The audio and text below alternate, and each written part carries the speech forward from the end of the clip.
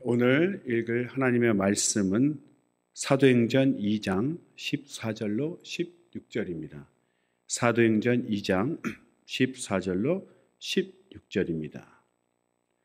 다 같이 읽겠습니다. 베드로가 11 사도와 같이 서서 소리를 높여 가로되 유대인들과 예루살렘에 사는 모든 사람들아, 이 일을 너희로 알게 할 것이니 내 말에 귀를 기울이라. 때가 제3시니 너희 생각과 같이 이 사람들이 취한 것이 아니라 이는 곧 선지자 요엘로 말씀하신 것이니 일러스되. 아멘. 오늘 말씀의 제목은 정상적인 그리스도인, 정상적인 그리스도인으로 정했습니다. 그 이유는 설교를 통해서 같이 알아가겠습니다. 이 사도행전 2장은 이 땅에 처음으로 성령이 임하신 날을 기록하고 있습니다. 성령이 임하실 것은 선지자 요엘을 통해서 미리 예언이 되어 있었지만 실제로 일어난 것은 바로 예수님 승천하신 후에 오순절 날에 성령이 처음으로 강림하셨습니다. 그래서 사람들이 선지자 요엘을 통해서 지식적으로는 알고 있는 사람도 있었겠지만 실제로 본 적이 없기 때문에 막상 이렇게 성령이 임하시고 사람들이 큰 소리로 방언을 말할 때, 성령의 말하게 하심을 따라서 방언을 말할 때 그들은 굉장히 놀라고 충격을 받았습니다. 그 장면도 생소하거니와 그 방언을 말할 때 자기 나라 말로 들리는 것도 너무나 충격적이었고 그 장면 자체가 처음 일어나는 놀라운 장면이었기 때문에 사람들이 놀라면서도 또 그 중에는 그 방언을 말하는 사람들을 향해서 조롱하는 사람도 있었습니다. 바로 새 술에 취했다, 술에 취한 사람들이다, 이렇게 조롱을 했습니다. 우리가 이제 술에 취하면 혀가 꼬이고 발음이 분명치 않기 때문에 잘 못 알아듣는 거죠. 그래서 유대인들이 오순절을 기념하기 위해서 모였던 경건한 유대인들은 그것이 자기네 나라 말로 들려서 하나님의 큰 일을 말함을 보고 영광을 돌렸지만 또 들리지 않는 사람들은 무슨 말인지 들리지 않는 사람들은 오히려 그들을, 그 성령 받고 방언하는 사람들을 오히려 조롱하면서 저 사람들이 지금 술에 취해가지고 못 알아듣는 말을 어눌하게 말하고 있다, 이렇게 조롱했습니다. 그때 이제 사도 베드로가 11 사도와 같이 서서 소리를 높여서 우리가 일어나고 있는 지금 이 일들, 성령이 임해서 방언을 말하는 이 상황은 선지자 요엘로 미리 예언된 것이다. 우리는 지금 성령 임한 증거로 방언을 말하는 것이지 술에 취한 것이 아니다, 이렇게 해명을 했습니다. 베드로가 해명할 때 그냥 막연히 해명을 한 것이 아니라 이렇게 성경에 기록된 선지자 요엘의 말씀을 근거로 말세 하나님이 내 영으로 모든 육체에게 부어주리니, 이렇게 성경을 근거로 해명을 했습니다. 실제로 설명할 때 때가 제3시라고 되어 있는데 유대인의 그 3시는 지금 현대인의 지금 시대라면 아침 9시입니다. 그래서 지금 아침 9시에는 유대인들의 기도 시간이죠. 유대인들의 기도 시간이 바로 3시, 오전 9시인데 누가 기도 시간에 술을 마시겠습니까? 그리고 1세기 유대인 역사학자 요세푸스에 의하면 제4시까지, 오전 10시까지는 식사도 하지 않는 사람들도 있었다고 합니다. 그러니까 오전부터 술 마시는 사람은 없다는 거죠.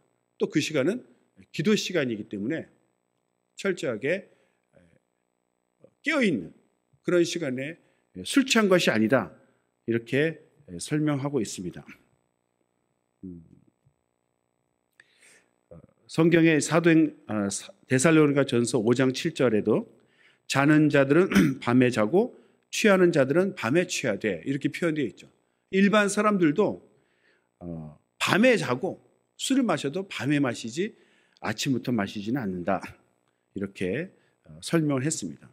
중요한 것은 우리가 무엇을 설명할 때 자기의 이론을 펴는 것이 아니라 항상 근거가 되는 영적인 것은 성경을 근거로, 또 세상에 일어나는 현상은 과학적인 그런 정확한 지식, 정확한 근거로 우리가 설명을 해야지 이게 설득력이 있습니다.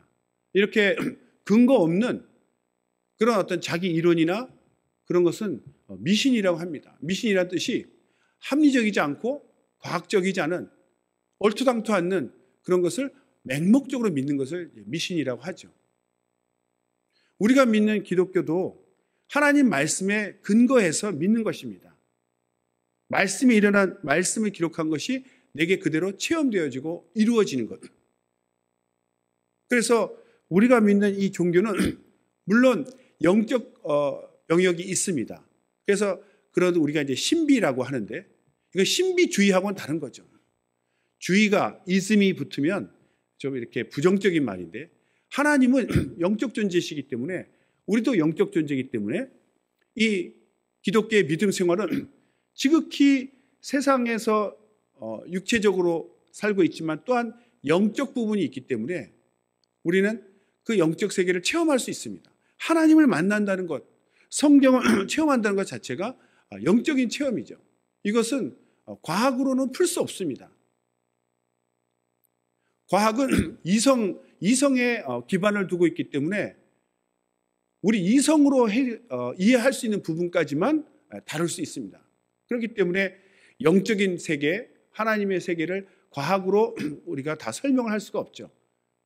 그렇다고 우리가 과학을 무시하지는 않습니다. 왜냐하면 그것은 능력의 한계가 있는 것이지, 이 땅의 물리 세계, 이 땅은 물리 법칙이 적용하는 세계이기 때문에 이 땅에서는 과학이 정확하고 설명할 수 있는 정확한 근거가 되기 때문에 우리가 영적 생활할 때는 성경을 근거로 우리가 믿고, 또 이 땅에 사는 동안에는 과학적인 이성에 입각한 그런 생활을 해야지 되는 것입니다.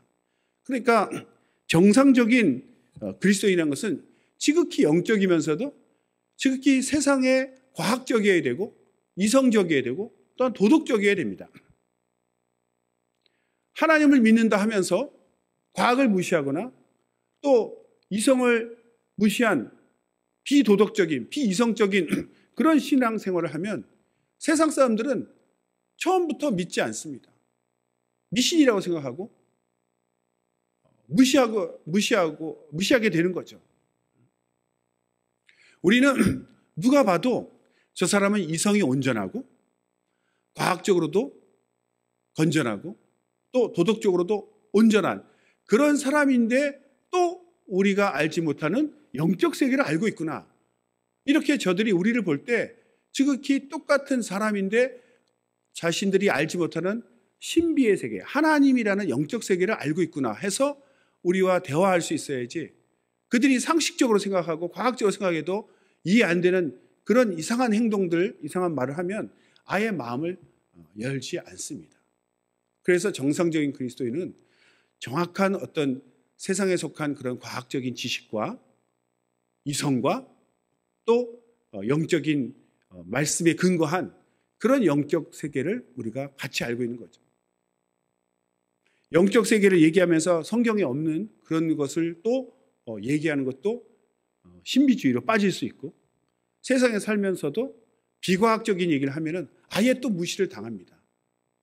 그래서 정상적인 그리스도인은 지극히 이성적이고 도덕적이고 또 영적인 사람들, 성경적인 지식과 과학적인 지식을 오히려 아울러 겸비해야 됩니다. 실제로 우리가 16세기까지만 해도, 그때는 이제 중세 카톨릭 시대였는데, 지구가 중심이고 우주, 별들이 지구를 중심으로 돌고 있다, 천동설을 주장했습니다.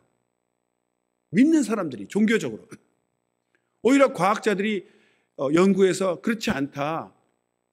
지구가 돌고 있는 지동설을 주장했을 때 오히려 그런 자들을 파면하고 협박했습니다. 천동설을 주장하기 위해서. 그러나 지금은 누구도 천동설을 믿지 않습니다.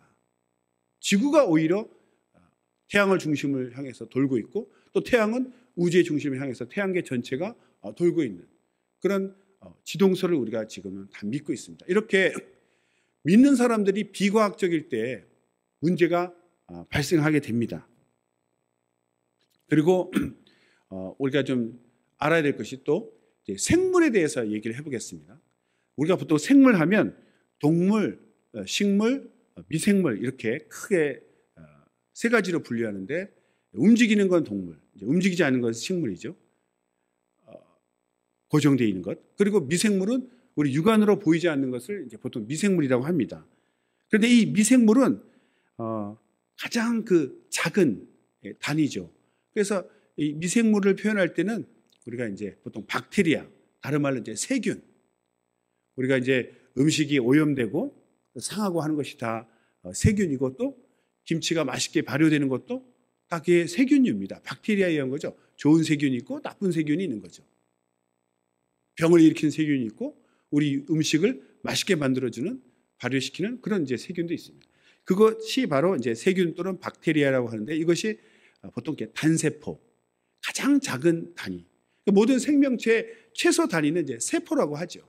그 세포 하나로 이루어진 보통 생물을 우리가 이제 박테리아 이렇게 얘기하는데 이 크기는 보통 100만 분의 1 그러니까 마이크로미터 100만 분의 1 이렇게 밀리미터 그러면 이제 1000분의 1이고 100만 분의 1 하면 이제 마이크로미터 그 단위에 있는 것이 크기에 있는 것이 이제 박테리아인데 이것은 눈으로 볼 수 없죠. 미생물이니까. 그러나 광학 빛으로 보는 광학 현미경으로는 박테리아까지는 볼 수가 있습니다. 그런데 이 동물, 식물, 미생물을 합쳐서 생물이라고 하고 생명이 없는 것은 이제 무생물이죠. 우리가 박테리아, 세균이 있고 또 하나의 존재가 있는데 요즘 유행하는 그 코로나 바이러스 19를 하죠. 그것은 바이러스라고 합니다. 우리가 이제 감기에 걸린다 할 때는 이게 세균이 아닙니다. 사람들은 보통 바이러스, 박테리아를 그냥 한꺼번에 세균이라고 하는데 엄밀히 얘기하면 바이러스는 세균이 아니고 바이러스죠. 이 존재는 박테리아보다도 더 작습니다. 한 100분의 1 정도. 박테리아의 한 100분의 1 정도 크기. 그러니까 더 훨씬 작죠. 그러니까 박테리아는 마이크로미터, 100만 분의 1 미터 크기라면은 이 바이러스는 이제 나노 미터라고 합니다. 10의 9승. 그러니까 그렇게 하면 이제 1000분의 1이 되는데 이제 수백 그래서 보통 이제 100분의 1이라고 합니다. 그러니까 이것은 또 광학 현미경으로 볼 수 있는 게 아니고 전자 현미경으로만 볼 수 있어요. 그러니까 전자 현미경이 발명되기 전까지는 바이러스라는 존재는 알 수 없고 그냥 병 걸렸다 이렇게만 표현하는 거죠. 이 바이러스는 특징이 뭡니까? 생물로 치지 않고 무생물로도 치지 않고 반생물, 그러니까 생물과 무생물의 중간인 반생물이라고 부르는 이유가 뭐냐면 모든 생명체는 생물은 박테리아라 할지라도 스스로 번식할 수 있습니다. 생물의 특징. 그런데 바이러스는 스스로 번식할 수 없어요. 증식이 안 되고 그 박테리아나 이런 숙주세포에 들어가서 그 숙주세포의 기능을 이용해서 자기를 복제할 수 있기 때문에 어떻게 보면 숙주세포에 들어가지 않고 있을 때는 그냥 입자처럼 가만히 번식하지 않는 존재로 있다가 세포 속에 들어가면 거기서부터 증식을 하죠. 그래서 이것이 보통 이제 생물과 무생물의 중간 단계다. 이렇게 반생물이다. 이렇게 표현을 합니다. 왜 이제 바이러스를 이렇게 얘기하냐면 오늘 주제가 정상적인 그리스도인인데 너무나 과학적인 지식이 없다 보면 쓸데없이 지나친 어떤 두려움을 갖기도 합니다. 바이러스가 비록 작고 눈에 보이지 않지만 실제로 우리의 이제 감기 같은 걸 일으키는 아주 미미한 존재이지만 그 중에 독성이 강한 사람을 죽게 하기까지 하는 죽음에 이르기까지 하는 그런 강한 독을 갖고 있는 바이러스도 있습니다. 우리가 독감이라고도 하는데 그런 어떤 바이러스 때문에 우리가 무서워하는 거죠. 지금 우리가 지금 어려워하고 이렇게 온라인 예배, 가정 예배 하게 된 이유도 이제 코로나 바이러스 19 때문에 그런데 이 코로나 바이러스도 일반 원래 감기 바이러스 그 종류인데 아주 맹독인 거죠. 여러분 상식적으로 왜 코로나 바이러스라고 이름 붙인지 압니까? 코로나라는 이름을 들어보셨나요? 아주 제가 어렸을 때 그 우리나라에 제가 아주 초등학교 때 한 70년도인가요? 그때 차가 다녔는데 그 차 이름 중에 코로나라는 차가 있었어요. 저는 차 이름인 줄 알았습니다. 사실은 그게 아니고 이 태양이 둥글고 그 주변에 이제 화염, 불꽃이 있는데 보통 눈으로는 안 보이지만 개기일식 때 달이 이렇게 가렸을 때 태양을 가리고 나면 그 태양 주변에 막 불꽃이 보입니다. 그거 이제 영어로 코로나라고 하는 거죠. 그래서 코로나는 이제 둥글다. 그래서 이 바이러스의 모양이 둥근 모양이다 해서 환형. 그래서 코로나 바이러스라고 이름을 지었다고 합니다. 이 코로나 바이러스가 흔히 우리 보통 이렇게 감기를 일으키는 그런 바이러스죠. 근데 이 바이러스도 박테리아와 마찬가지로 열에 약하기 때문에 열을 가하면 다 죽습니다. 그러니까 몸속에 들어와서는 생식을 하지만 우리가 음식을 먹을 때 이렇게 열을 가해서 익혀버리면 보통 물은 100도씨에 끓으니까 익혀서 삶거나 불에 구우면은 모든 그 생명체는 죽게 돼 있습니다. 죽는다라는 걸 어떻게 표현하냐면 사실 이제 바이러스는 가장 간단한 구조인데 이렇게 RNA나 DNA, 핵산이라고 하죠. 그 유전 정보를 갖고 있는 그 핵산을 갖고 있고 그것을 이렇게 둘러싸고 있는 단백질 표피가 있습니다. 열을 가하면 이 단백질이 변성돼서 변형이 되는 거죠. 그러면 그 원래 기능을 할 수 없어서 죽게 되는 거죠. 변성이 뭐냐? 영어로 이제 디내추레이션이라고 하는데 이거는 우리가 달걀이 단백질 아닙니까? 열을 가하면 삶아지죠. 하얗게 바뀝니다. 근데 열을 식혔다고 해서 원래대로 돌아오지 않죠. 이렇게 한번 바뀌면 돌아오지 않습니다. 단백질은. 똑같은 원리로 그 바이러스를 싸고 있는 그 단백질, 그 표피도 열을 가하면 변성되기 때문에 그냥 죽는 거죠. 기능을 못해서. 사람도 너무나 몸이 열이 막 41도, 42도 가면 죽는 이유가 우리 이 생명체가 이 몸이 움직이는 것도 효소로 인해서 이 모든 생명체를 기능을 하는데 이 모든 효소도 단백질이거든요. 그런 단백질이 너무나 높은 체온 때문에 변성이 돼버리면 기능을 할 수 없기 때문에 생체 기능이 정지돼서 우리가 이렇게 죽음에 이르게 되는 겁니다.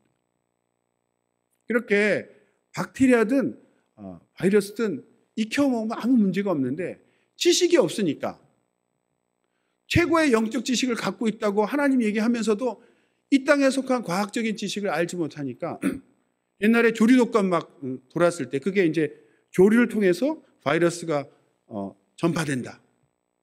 그러니까 날아다니는 새만 보면 무서워하는 거예요. 그건 당연히 피해야 되겠지만 살아있는 새는. 그러나 우리가 요리해서 먹는 닭고기나 오리고기 심지어 삶은 달걀은 이미 바이러스가 죽었기 때문에 요리로 먹는 날짐승 고기는 아무 문제가 없이 먹을 수 있는데 사람들이 안 먹는 거예요. 찝찝하다고. 그런 것은 굉장히 비과학적이고 지식이 없어서 그런 미신적인 거죠. 그걸 조금 아는 사람들 볼 때는 아니에요. 예수 믿는 사람들이 저렇게 상식이 없고 지식이 없어서 저래서 되겠는가. 오히려 무시당할 수도 있습니다. 그러니까 과학적인 지식을 분명히 알아서 우리가 마땅히 할 것을 할 수 있어야 되는 거죠. 그러니까 지식이 없으니까 막연한 두려움으로 먹을 수 있는 것도 못 먹고 또 오히려 불신자들로부터 비과학적이고 그렇게 어떤 무식하다는 소리를 듣게 되면 나중에 복음 전할 때도 방해를 받습니다. 우리가 영적인 것도 어떤 현상이 일어나면 성경에 근거한 그 말씀으로 우리를 대변하고 설명하듯이 이 땅 사는 동안에는 철저하게 과학적이고 또 바이러스 같은 경우는 의학적으로 대처를 해야 되는 거죠. 바이러스는 바이러스답게 우리가 대처를 해야 됩니다. 우리가 바이러스가 어떻게 전파되는지를 과학적으로 규명을 했기 때문에 우리가 비말을 통해서 재채기나 침방을 통해서 전파된다고 과학에서 밝혔기 때문에 의학적으로 밝혔기 때문에 우리는 나를 보호하고 다른 사람도 보호하기 위해서 마스크를 쓰죠. 내 입에서 눈에 안 보이는 작은 침방울이 튀어나가니까. 그 마스크를 쓰는 겁니다. 마스크를 쓰는 겁니다. 그런 것처럼 우리가 하나님 말씀을 성경에 근거해서 믿는 것처럼 세상 사는 동안은 과학적이고 의학적으로 살아야 되는 거죠. 믿음이 좋다고 얘기하면서 믿음이 좋다면서 바이러스 무섭지 않다. 하나님 나를 지켜주신다. 이런 식으로 사는 사람들이 바로 비과학적이고 비이성적이기 때문에 불신자들이 믿지 않는 거죠. 제가 말씀드리고 싶은 것은 우리 믿는 사람들이 지극히 영적이면서도 지극히 이성적이고 과학적이고 의학적이어야 된다는 거예요. 지식이 없어서 과학적 지식, 의학적 지식이 없어서 터무니없이 바이러스를 막연하게 막 두려워하고 피해 다닐 것이 아니고 또 근거 없는 믿음으로 바이러스 무섭지 않다. 하나님 나를 지켜주신다. 이러면서 마스크도 하지 않고 자기가 그 바이러스에 노출시키면 당연히 걸리죠. 그거는. 그래서 우리가 정상적으로 살기 위해서는 이 땅에서는 과학적이고 의학적인 지식을 알고 있어야 되고 또 하나님에 대해서는 말씀, 성경 지식으로 하나님을 온전히 믿어야 됩니다. 또 하나 상식적으로 감기가 왜 겨울에 잘 걸리냐? 바이러스는 이렇게 공기 중에도 있습니다, 사실. 그런데 몸이 약한 사람에게 감기 걸리죠.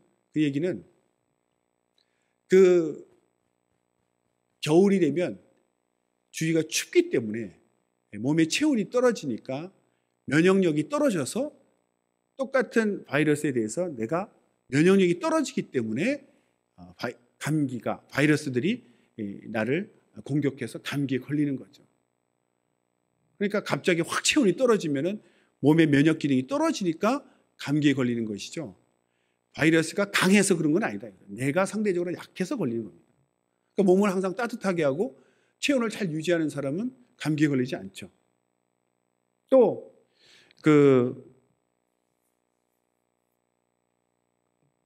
우리가 또 알아야 될 것은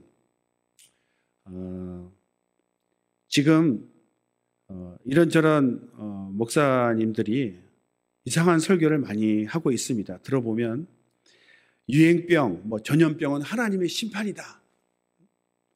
그러니까 그런 설교를 막 들으면 사람들이 두려워하고 또 한편으로는 우리는 하나님의 자녀니까 괜찮을 거야. 이렇게 또 안도하기도 하고 또 어떤 분들은 이 모든 이 전염병은 하나님 아버지가 다 주신 것이다. 그러니까 하나님 자녀들은 병에 걸리지 않으니까 안심하십시오. 이렇게 설교하는 분도 있더라고요. 심지어는 이런 전염병 이런 걸 통해서 정치적으로 이용하는 사람도 있습니다. 단에서 정치적인 얘기를 하고 있어요. 무슨 정치인의 이름을 막 빗대어가지고 그 이름이 전혀 한자로는 뜻이 다른데도 그렇게 막 정치적인 이용. 단에서 설교하는 목사님들이 이렇게 비과학적이고 비이성적이고 비성경적으로 설교를 하기 때문에 세상 사람들로부터 지탄을 받고 무시당하고 오히려 건전한 기독교가 욕을 먹고 있는 겁니다.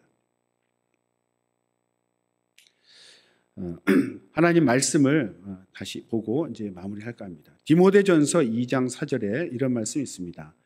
하나님은 모든 사람이 구원을 받으며 진리를 아는 데 이르기를 원하시느니라. 모든 사람이 구원을 받고 진리를 아는 데 이르기를 하나님은 원하신다고 말씀하십니다. 또 누가복음 13장 4절에서 5절 읽어드리겠습니다. 또 실로암에서 망대가 무너져 치어 죽은 18사람이 예루살렘에 거한 모든 사람보다 죄가 더 있는 줄 아느냐? 너희에게 이르노니 아니라. 너희도 만일 회개치 아니하면 다 이와 같이 망하리라.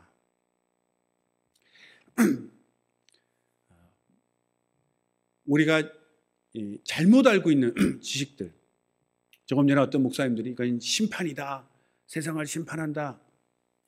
심판은 구약적인 개념입니다. 이미 예수님에게 모든 심판을 다 내리셨어요. 지금 예수님 오신 이후에 우리 지금 신약 시대는 구원의 시대입니다. 용서의 시대고 구원하고 하나님의 사랑을 전파하는 그런 시대죠. 이제 마지막에 백보자 심판이 남아있지만 지금도 구약만 얘기하고 구약적인 개념으로 하나님을 두려운 하나님으로 심판 얘기를 하면서 사람들 두렵게 만들어서 교회에다 올가매고 벗어나지 못하게 하는, 그 잘못된 설교라는 거죠. 분명히 예수님 오신 이후에는 예수님은 심판하러 오신 것이 아니라 그랬어요. 구원하러 오셨다고 주님 말씀하셨어요. 그러니까 예수님을 우리가 믿는 이 신약교인들은 하나님을 뵐 때 우리를 용서하시고 우리를 구원하신 분, 그걸 체험하고 우리가 구원의 확신을 가졌기 때문에 우리가 다른 사람을 볼 때에도 구원하러 나가는 거죠. 정죄하고 심판하러 나가는 것이 아닙니다. 왜 실로암 망대 얘기를 예수님이 하셨냐면, 유대인들, 지금 우리도 그렇지만 마음 가운데 어떤 재난이 일어나고 불행이 일어나면 저건 누구의 죄 때문이다, 이렇게 생각하는 고정관념이 있었습니다. 그걸 주님은 깨뜨리시는 거죠. 망대에 치여 죽은 사람들이 죄가 있어서 그렇게 죽은 줄 알고, 그 망대에 치여 죽인 사람 얘기하면서 죽지 않은 우리 유대인들, 우리들은 죄가 없다, 이렇게 상대적으로 생각하는 거죠. 누가 불행을 당하면은, 어려운 일을 당하면 저 사람 무슨 죄가 있었나 봐, 나는 그런 일이 안 일어났으니까 나는 죄가 없어, 이런 식으로 생각하고 있다는 거죠. 그것이 아니다. 주님은 그렇게 사고로 죽은 사람이나 죽지 않은 사람이나 모두 죄인이다. 모두가 구원받아야 될 동일한 죄인이다. 그래서 우리는 구원을 받고, 하나님께서 원하시는 이 회개는 내가 구원받고 그걸로 끝나는 것이 아니라 그런 불행이나 재난을 당한 사람들을 불쌍히 여기고 같이 아파하고 그들을 구원할 수 있도록 도움의 손길을 주는 것, 이걸 원하시는 거죠. 주님께서 이 땅에 오신 이유도 우리 죄인을 불쌍히 여기시고 가슴 아파하시고 그 대신 십자가에 달려 죽으심으로써 우리 죄를 감당하셨어요. 그 사랑을 아는 것이, 이것이 믿음이고 구원이고 기독교입니다. 그래서 우리도 어려움을 당하는 사람을 보면 같이 아파하고 나의 일처럼 같이 아파하고 돕고 도움의 손길을 베풀어야죠. 저들은 무슨 벌을 받아서 죄가 많아서 그럴 것이다, 이것은 전혀 예수님의 가르침이 아닙니다. 지금도 그렇게 강단에서 얘기하고 있으니 불신자들이 얼마나 무시하고 미워하겠습니까? 간음하다 잡힌 여인에게 예수님 뭐라고 말씀하셨습니까? 나도 너를 정죄하지 아니하노니 가서 다시는 죄를 범치 말라. 그 간음한 여인을 돌로 쳐서 죽이려고 할 때 그들에게 말했습니다. 예수님이 너희 중에 죄 없는 자가 돌로 먼저 쳐라. 아무도 던지지 못했어요. 그 얘기는 결국 너희도 똑같은 죄인이 아니냐, 그 얘기를 하신 거거든요. 그러면 태어나서 죄를 지어서 벌로 재난이나 불행을 당한다고 유대인이 생각했지만, 그들 입장에서는 나면서부터 속용된 사람은 태어나서 죄를 짓지도 않았는데, 그러면 이것은 자기 죄가 아니라 부모님의 죄냐, 또 그렇게 그 속용된 그 불행을 부모의 죄까지 찾아가면서 또 그 근원을 물었을 때 주님은 이것은 부모의 죄가 아니라 저 사람의 죄도 아니고 하나님의 일을 나타내려 하십니다 그랬어요. 그 하나님의 일이 뭐겠습니까? 그를 고치는 거죠. 그래서 소경이 눈을 뜨게 했습니다. 하나님께 영광을 돌렸어요. 이와 같이 하나님 아들을 보내신 이유는 하나님은 사랑이시고 우리 죄인으로 말미암아 우리 죄인을 가슴 아파하시고 구원하시기 위해서 오신 거죠.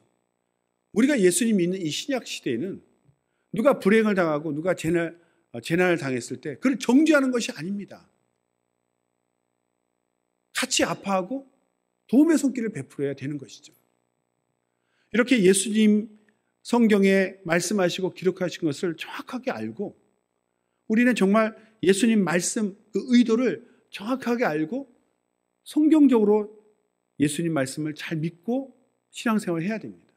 같은 성경을 봐도 잘못 보고 있거나 성경을 근거하지 않고 또 의학적으로 과학적으로 지식이 없어서 성경 지식이 없어서 그저 미신적인 신앙생활 또 미신적인 일상생활 이런 것들이 다 사람들로부터 오히려 무시를 당하고 기독교를 욕먹이게 하는 그런 실수를 하게 됩니다.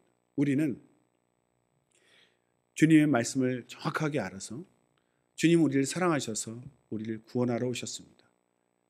대신 희생하셨고 그래서 우리도 그 사랑을 알고 다른 사람을 위로하고 도와줄 수 있고 희생할 수 있는 그런 그리스도인이 되어야 됩니다.